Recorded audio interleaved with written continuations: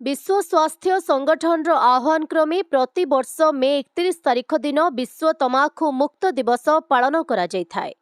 एही परिप्रेक्षी रे बालुका शिल्पी ओम प्रकाश साहू प्राय 5 टन बाली रे 6 फुट उच्चता विशिष्ट एक मॉडल तैयारी करी तमाखु वर्जन करिबा पई सचेतनता वार्ता प्रदान करिसंती।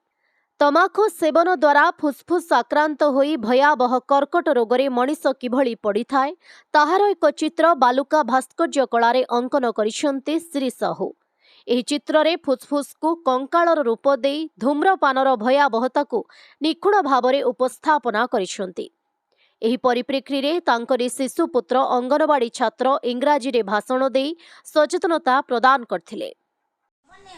Good morning to all. My name is Dharmapara Sahu. Today is 31st May and we are celebrating World No Tobacco Day.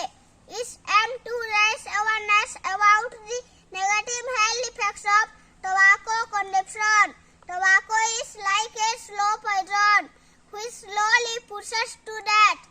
This day encourages people to stay away from tobacco.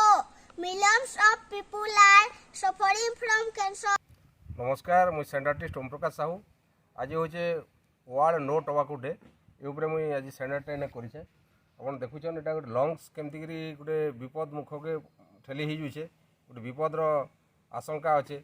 Tobacco ये गोटे जिनिस जेनटा कि फुसफुस के damage करसी मनीष मृत्यु मुखर भी पड़सी। बहुत प्रकार तार डिजीज सब हो कैंसर भाया डिजीज सब टोबाको कंजप्शन द्वारा होचे से टोबाको के बैन करा जाओ। जिला प्रतिनिधि क्षमसागर साहू रिपोर्ट, ओडिशा हाइलाइट समाचार।